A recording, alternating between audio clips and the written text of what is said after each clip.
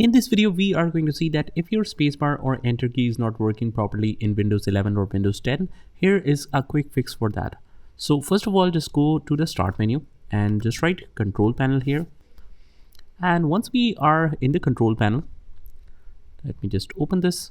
And if it is set to large icons, make sure from the top right, it is set to category view so that we can access this area, which is ease of access. Just go ahead and click on that, and again click on ease of access center, and after that you want to click on make the keyboard easier to use. Just click on that, and we just want to make sure that the turn on sticky keys should not be turned on. And if these options like turn on the sticky keys and turn on the toggle keys, filter keys are turned on, we want to make sure that we turn this off for all of them. And afterwards just click on apply from the bottom. Just remember to apply, otherwise the changes will not be saved.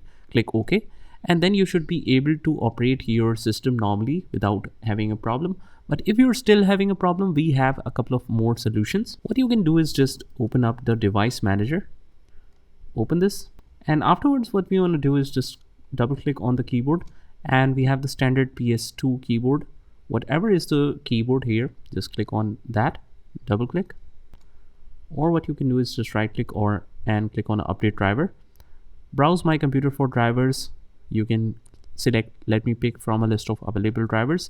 If you know a specific driver that is compatible and you don't want to continue with this one, just uncheck this one and you have the list of all the manufacturers available.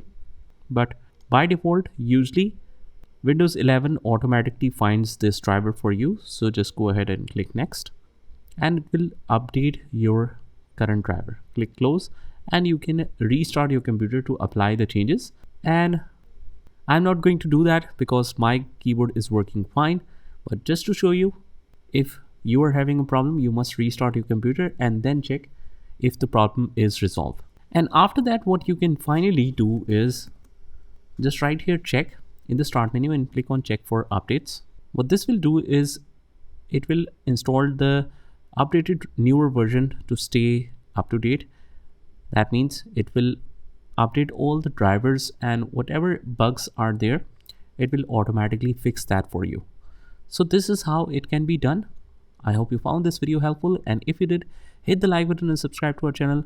Also, if you want to learn more amazing stuff on our channel, you can join the playlist link in the description, and I will see you in the next one.